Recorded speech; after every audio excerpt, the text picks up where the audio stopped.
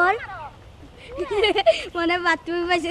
পরশ খালি বাথরুমে যায়, মনে হয় ওর শরীরটা বেশি ভালো না। হ্যাঁ, আগের মতো খেলতেও পারে না। খেলবো কেমনে, মন যে থাকে বাথরুমের দিকে। লো আরে গিয়ে দিকে সমস্যা কি? চল। ও তো আচার চটপটি বাইরে কিছুই খায় না, ওর এই সমস্যা হইব কেন? দেখো লুকে লুকে ঠিকই খায়, আমাকে দেয় না। না ও এরকম না, অন্য কোনো সমস্যা আছে।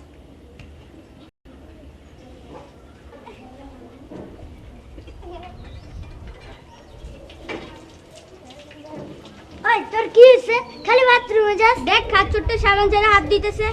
ওই তুই এমন কাজ? ওই তোর কি, আমার হাত আমি ধুমু না ধুমু তা কি তোরে কইতে হইব?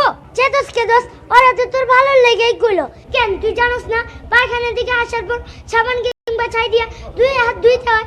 আর এই গত সপ্তাহে তো স্যার আমাকে এই বিষয় ভালো করে বুঝায় কইলো। ও তো এদিন আয় নাই, জানবো কেমনে? চল স্যারের কাছে বিষয়টা আবার ওরে বুঝে আনি, হে তো আমাকে কথা বিশ্বাস করবো না। না হে করব, তাই স্যারের কাছে বিষয় দা আবার ভালো করে বুঝে আসা আমগো লাগাও ভালো হইব। চল চল। না আমি যাবো না, আমার শরম করে। যখন বল ফালায়া বাথরুমে যাও তখন লজ্জা করে না? ওই ওটা ধইরা লইয়া চল।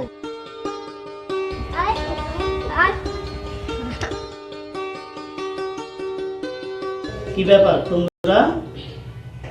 কি আবার মারামারি করেছো না অন্য কোনো মতলব? তুই কর, তুই কর।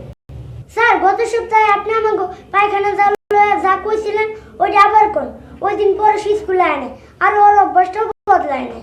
পরশ, ওই দিন স্কুল আসো নাই কেন? স্যার পেটে ব্যথা ছিল। ব্যথা তো থাকবেই, তুমি যে সময় মতো হাত ধও না।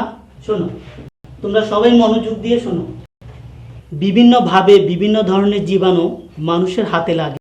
পায়খানার পর ভালোভাবে হাত না ধুলে মলের ভিতরে যে জীবাণুগুলি থাকে সেই জীবাণুগুলি মানুষের হাতের নখের মধ্যে লেগে থাকে।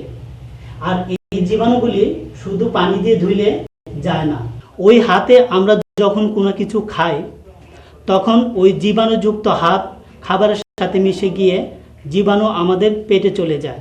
আর যখনই জীবাণু পেটে চলে যায় তখনই শুরু হয় ডায়রিয়া, আমাশয় সহ নানা ধরনের রোগ। অন বুঝছি আমগো পরিবারে সবার কেন বারবার পেট খারাপ হয়, আইজি যে আম্মা আব্বারে এই কথাটা কইতে হইব।